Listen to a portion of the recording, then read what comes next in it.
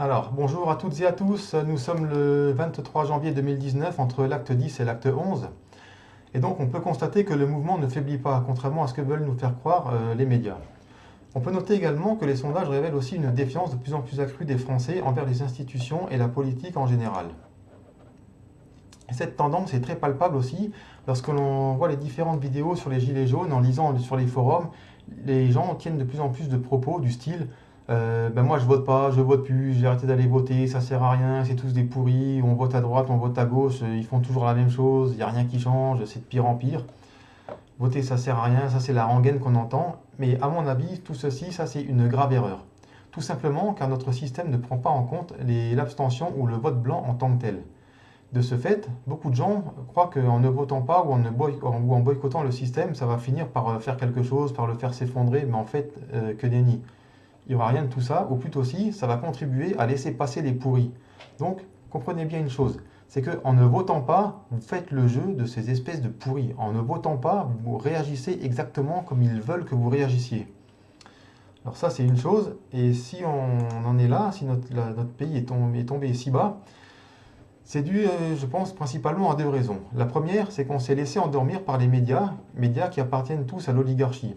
Donc vous voyez à la télé, qu'est-ce qu'il y a? Il n'y a plus rien d'intéressant, il n'y a que des jeux, que des conneries, que de la télé-réalité qui est là pour occuper le temps de cerveau et vous empêcher de prendre du temps pour réfléchir, pour chercher, pour lire des choses, pour analyser, comprendre ce qui se passe.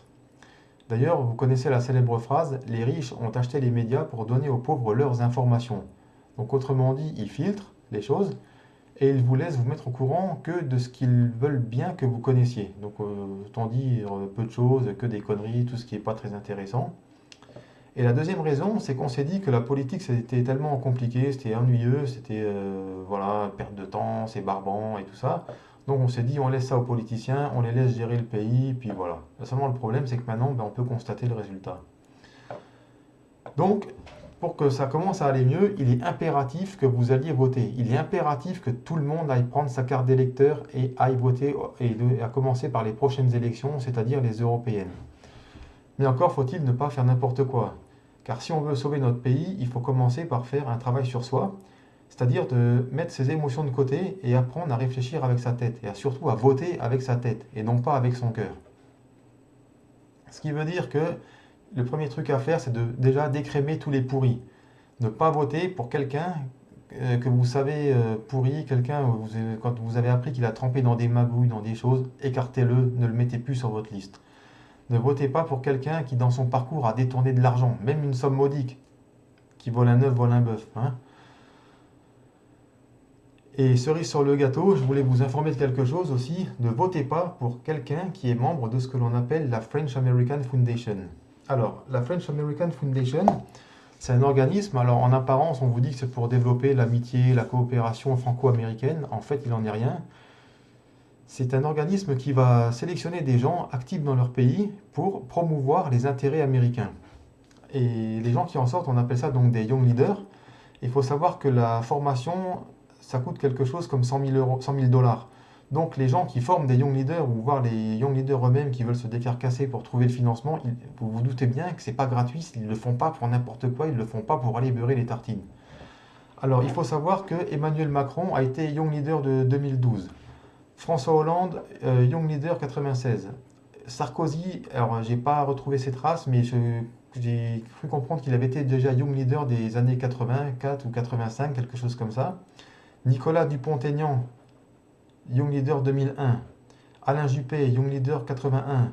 Nathalie Kosciusko-Morizet, Young Leader 2005. Et d'ailleurs, elle est partie aux États-Unis. Ça, c'est peut-être pas un hasard. Hein. Il y a des liens comme ça qui se font. Alain Minc, Young Leader 81. Arnaud Montebourg, Young Leader 2000. Pierre Moscovici, Young Leader 96. Valérie Pécresse, Young Leader 2002. Fleur Pellerin, Young Leader 2012. Édouard Philippe, Young Leader 2011. Jacques Toubon, Young Leader 83. Marisol Touraine, Young Leader 98.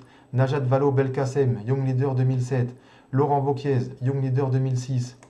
Donc tous ces gens-là, ça c'est la liste, elle n'est pas exhaustive, hein. Tous les ans on en forme quelques-uns.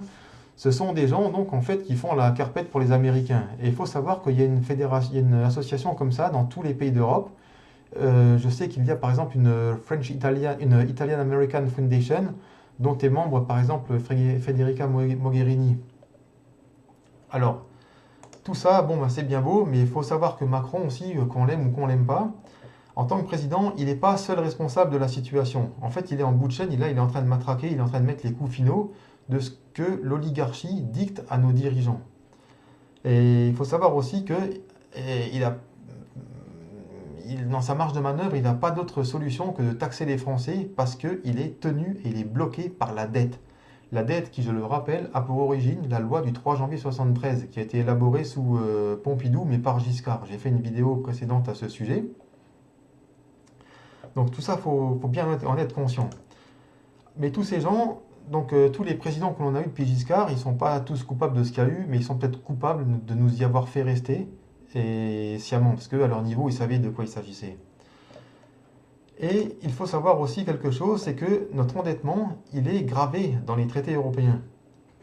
On y est tenu actuellement par l'article 123 du TFUE, donc je rappelle, qui interdit à la France d'emprunter de l'argent à la Banque de France à 0% et d'aller emprunter sur des banques de marché. Et donc on s'endette auprès de banques pour la plupart européennes. Et il faut savoir que depuis que ça a été mis en place, ce système, on a dû payer quelque chose comme 1 trilliard d'euros d'intérêts de dette. Rien que ça. Vous ajoutez à ça qu'il y a l'article 125 du TFUE. En gros, il interdit à un pays membre de l'Union européenne de faire un prêt à un autre pays de l'Union européenne. Donc vous voyez qu'en fait, la solidarité européenne, ben, c'est du pipeau, il n'y en a pas. On n'a pas le droit de s'entraider et de céder. Alors, on pourrait annuler ces articles, vous me direz, mais il y a l'article 48 du TUE qui, lui, stipule que tout changement, toute modification de traité se fait à l'unanimité. Ce qui veut dire que si on veut faire un changement, si on veut faire péter un de ces deux articles qui nous massacrent, eh ben, si un seul pays s'y oppose, le changement ne peut pas avoir lieu. Donc ça aussi, soyez-en toujours très conscients. Ce qui veut dire aussi que dans votre liste, ne votez pas pour quelqu'un qui veut prétendre changer l'Europe. On ne peut pas changer l'Europe. Alors que les gens, les euro-enthousiastes, les europhiles, aient du mal à le comprendre, je veux bien, mais à un haut niveau, les Dupont-Aignan et compagnie, eux, croyez-moi, ils sont au courant de la chose et ils vous en fument. Mélenchon, c'est pareil, on ne peut pas changer l'Europe et il le sait. Donc ces gens-là, en plus, ils prennent vraiment leur électorat pour des cons. Donc, qu'est-ce qui nous reste en fait pour sortir de l'endettement? Eh bien, la seule chose à faire, c'est de sortir de l'Union européenne. Et pour ce faire, il n'y a qu'un seul candidat qui soit franc du collier à ce sujet, qui traîne pas de casserole, qui est droit, et je vous mets au défi de trouver une magouille, c'est François Asselineau. Et en plus aussi, cerise sur le gâteau, il n'est pas membre de la French American Foundation. Donc, pour les prochaines élections européennes, commencez à vous intéresser à l'UPR et à François Asselineau. Et si vous voulez coller une pâtée à Macron, votez UPR. Très important. Allez, bye bye sur ce et méditez bien sur tout ceci. Je vais mettre des liens en description de la vidéo.